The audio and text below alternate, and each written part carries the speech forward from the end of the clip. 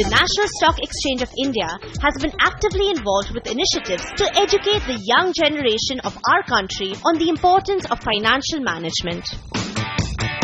One such initiative is NSE FinWiz that focuses on educating and advising the young workforce of the country on wealth management to enhance financial literacy and to empower Insurance them. is for protection and investment is for growth. Another program facilitated by NSE IPFT is NSE Financial Quest.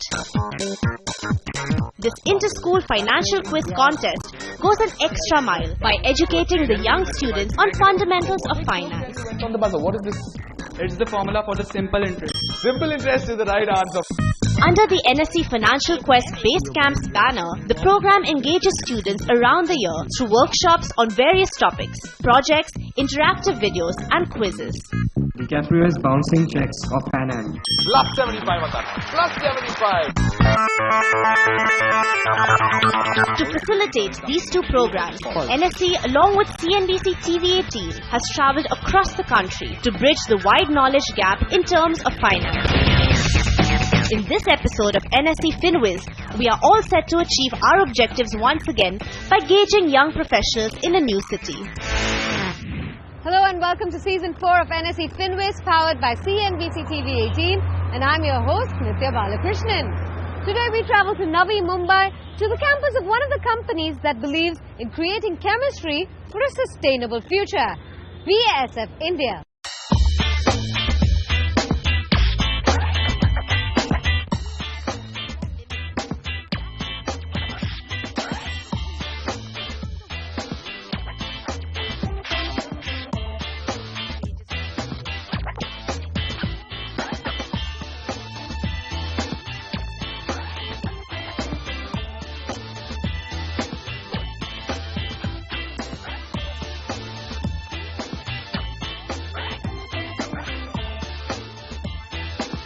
NSE FinWiz visited the headquarters of BASF in Thane with the experts to understand the employees' views on financial planning and wealth management with the theme Dreams Come True. Plus or minus few years from 40 is a very critical age group where I come from, and that is very important from wealth management perspective, especially because this is a time when you need to be probably more rational than emotional, and you need to be sure of next 15-20 years and ahead. How would you like to lead your life? I go for a long-term strategy because at this point of time, I am unemployed, right? So the money is any which way is coming in. My strategy is how to have ample amount of money post my retirement. So personally, I look at long-term investment. I am presently investing around 30% of my income, and I plan to move up to 40%. Right now I'm investing in certain LICs, gold and in mutual funds. Hello and welcome to NSE FinWiz, powered by CNBC TV18. For today's episode, I'm joined by very special guests, Feroz Aziz and Mehrab Irani. We're here at BASF India in Navi Mumbai. Thank you so much for joining us. And on behalf of young professionals everywhere, really, Feroz, if I can ask you, money matters. Whether you're, an engineer, a doctor, a fashion designer, whatever profession you're starting your own business, today money matters. How important is it to protect your money and also make sure it multiplies? See, I think, like you rightly pointed, you don't have a choice irrespective of the profession you are in. Money comes as a byproduct, and that's one reason why you leave home in the morning. To part your ways from your family for the day. So it's a very important aspect of life, and making sure that it is protected and is in the right place to grow is one of the most important aspects.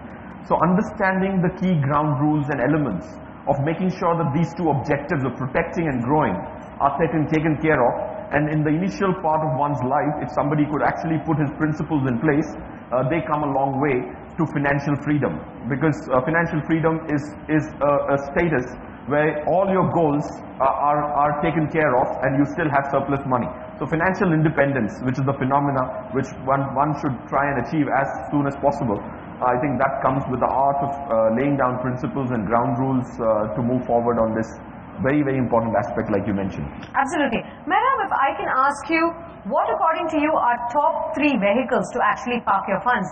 Because when you talk about saving, inherently every Indian looks back to, the tried and tested mechanisms of a savings deposit, a fixed deposit, or even, a PPF. But what are the vehicles that one should consider today? Yeah, I think, when you actually do an investment, you have to build a proper asset allocation. You have to allocate your asset between different asset classes, be it equity, be it debt, bonds or fixed income, be it gold. Some amount has to be in gold and some amount in real estate. So I think the whole basket of proper asset allocation will over a longer term give you much better returns with much contained risk. It has also been proved statistically that 90% of your variation in investment return comes only because of asset allocation, and only 10% because of market timing and actual stock selection. So I think asset allocation is very important.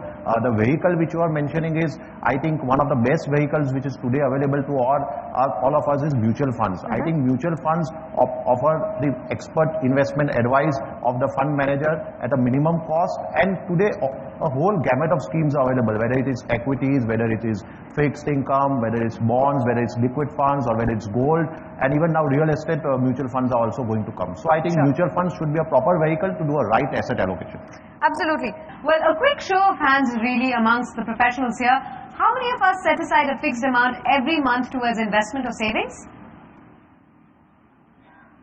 How many of us here are invested in the equity markets via mutual funds or even directly?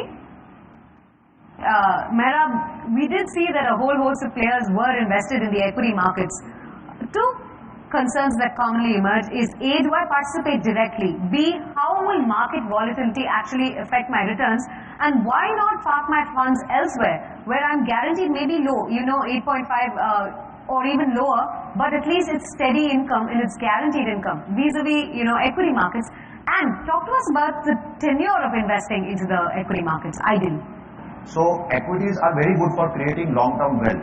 Now if you have the time, if you have the energy and you have the knowledge, then you can directly invest in equities. But I think most of us are very busy with our normal day-to-day life and we may not have the time and even the energy to do that. So the best vehicle to do that is mutual funds. I think mutual funds offer a different variety of schemes across the gamut of sectors, and I think it's very nice to invest into a diversified mutual funds. Absolutely. Firoz, if I can ask you to cut in here and talk to me about, is there an ideal mix when it comes to one's portfolio, when it comes to exposure to certain kind of assets? And B, when we talk about, mutual funds itself, what kind of exposure, to debt funds, what kind of exposure to equity funds would you recommend as, a person's age varies? See, there are 2 factors which determine how much in each asset. See, first you have to understand what are assets. Assets are anything which you put your money and expect something back in return at some point in time. If I buy a shirt, it's not an asset because I'm not going to sell it and get some money. So asset allocation is nothing but a phenomena of allocating your money across different kinds of assets which actually pay you back. Anything which doesn't pay back is not an asset, right? So now comes what should be the ideal mix in these different assets.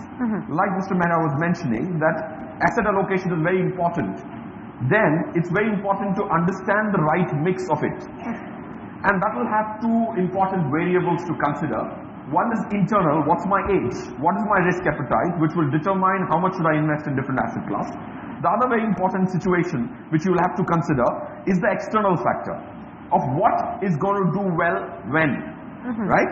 So if you look at the contemporary situation, for a person who's at the age of 30 today, he should have almost 80% in equities and 20% in gold and debt. And as your age progresses, 5 years, every 5 years, you should reduce your equity exposure. Equity, by which I mean stocks. Being a partner to a company is called equity, right? Lending to a company is called debt. Becoming a partner with somebody is called equity. So you should have 80% equity if you're 30. If you're 35, you should have 75% equity, and so on. As your age progresses by 5 years, you should reduce your equity exposure by 5%. Because your risk appetite, because you have lesser amount of time to earn, so your risk appetite gradually keeps coming down. So to make sure that you're not taking too much risk at the end of your life, working life, you reduce your equity exposure. Madam, I actually want you to address a specific query of Sanjay Binewala, who's in the sales department here at BASF India. He wants to have a minimum 2 crore balance in the next 10 years and wants to obviously collect a corpus of as much as he can. 40,000 rupees is how much he's willing to set aside every month. Where should he park his funds is his question. If I can have Sanjay identify himself, please. Yeah, hi Sanjay. I think since you have a long-term 10-year outlook, I think at 40,000 per month, you should invest more of your money into equity funds. The major factor of that must be, I think, into equity funds, maybe up to 70 or 80%. The remaining 10-15% you can even put in a balanced mutual fund, which will give you some amount of stability with growth. Also, I would advise that at least 3 to 6 months of your monthly expenses you should put in a maybe liquid fund or maybe some kind of short-term fixed deposit for meeting any kind of contingency which may arise. Also, I would advise you that you should take or have a term policy insurance for the safety of your family and also medical insurance. So I think with that amount, if your corpus in the equity fund is growing around 12-13% per annum, I think you should be able to reach your goal within the set 10-year period. And on that note, it's time to slip into a quick breather right here on NSE FinWiz. But stay tuned, coming up on the other side, all that you need to know about borrowing and lending.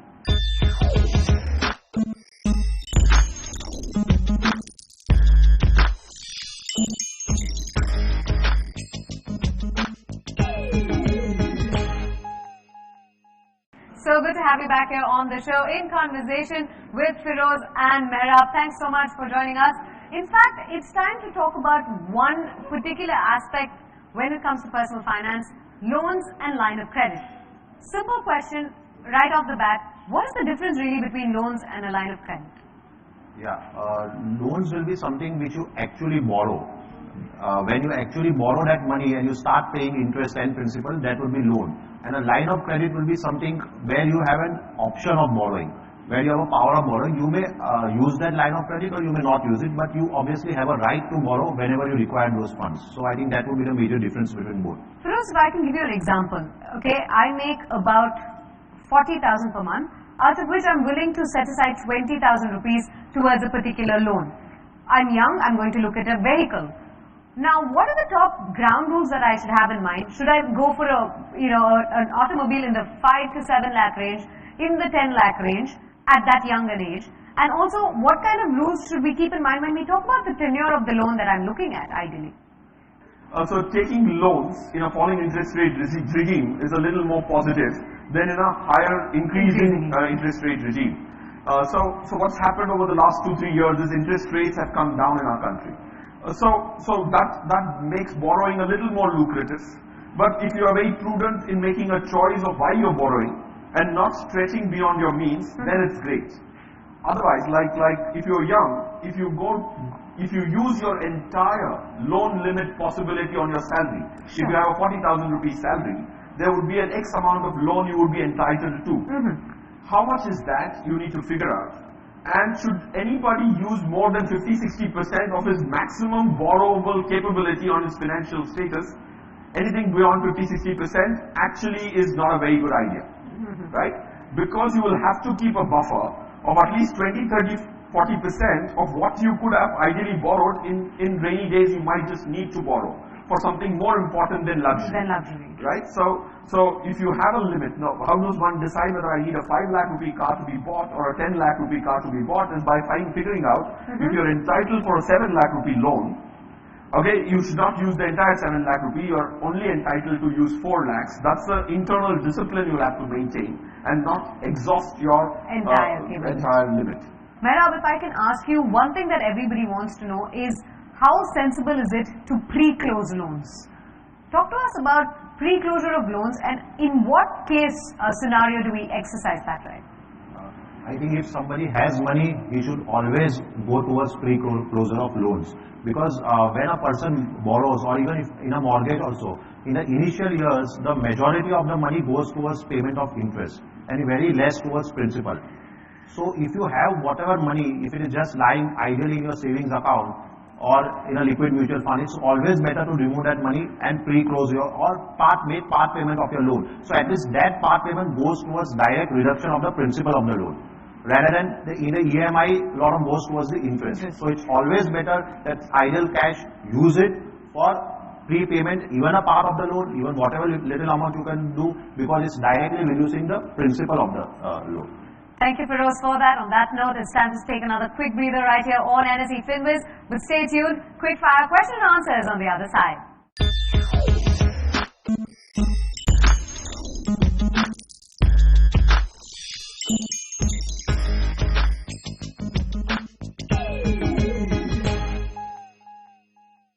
Welcome back. We are in BASF in Navi Mumbai, and clearly we have a whole host of young professionals here waiting for their personal finance 101 with our experts. In fact, can we have members of the audience identify themselves and pose a question to one of our experts, please? Yeah, hi, my name is Akil. I'm in BASF as a manager. Now my question to you is, as you said, real estate is a no-no right now at this moment. But what about buying a property and renting it out, so that a part of a burden of your EMI is reduced, and then in a long term you get that benefit that you are paying less interest on the property, and in the end you have the asset which you can sell it at a good price later on 10 years or 15 years down the line. So what is your advice on that? Feroz, if I can have you take that. See, it actually doesn't make too much sense to do that. The reason being as follows. You have to find out the ratio between the interest you pay and the rent you earn. For example, if you have bought a property for 50 lakhs, for example, you will have to pay an interest of 5 lakhs. If you get a rent of 1 lakh in a year or 2 lakhs in a year, of course your interest is 5 times more. Generally in any metro, the interest in India currently is 5 times more. If you have a 1 crore house, the rent will be 2 lakhs, 3 lakhs for example at the maximum, and the interest is going to be 10 lakhs. So globally, in fact, the phenomena is just opposite. If you did some homework on a matured market like London, the rent is, let's assume, 3% and the interest is 2.5%. So in that situation, it makes perfect sense to borrow, buy the property and rent it out, because the rent will take care of the interest. Hi, my name is Shatla. I am a product manager. Now my question is on gold investment. I want to ask that, considering physical gold, the gold funds, the bonds, as well as the gold monetization schemes which are available, where the investment is more advisable? Alright, Amera, physical gold or paper gold? Question is very clear. Hi Shraddha, as an asset allocation, I think around 10% you can allocate towards gold. Now whether you buy a physical gold or actual demat statement or e-gold, that depends. But I think obviously it is always better to go in for to buy into a demat account gold, which is a liquid this investment. Now I'll give you an example. If you say buy in a physical gold, number one, you have to incur storage costs. You have to either buy something, some locker or something, or you have to rent in a bank or something where you have to pay rent. Also, you have to incur, if you take insurance, you have to incur insurance also for that. And you have to also, if you buy ornaments, then anyway that is not an investment, because there are some kind of making charges, 15 to 20% in that. On the other end, if you buy in a liquid demat format, then it's a very good investment, because there are no storage costs, there are no making charges. Yes, there is a very small amount of fund management fees, but which are very minimal. So you get an investment. Plus, if you see from a tax angle also, physical gold becomes long term after 3-year period, while in a demat form, in an electronic form, it becomes after 1 year. So from all angles, it is as an investment. If you have to do in gold, it's always better to do in an electronic format than in a physical format. Thank you so much for that. In fact, in conversation with Mehra Birani and Feroz Aziz, it's been an absolute pleasure having you on this episode of NSE FinWiz, and everybody here at BASF India. From the entire team and I, thanks for watching.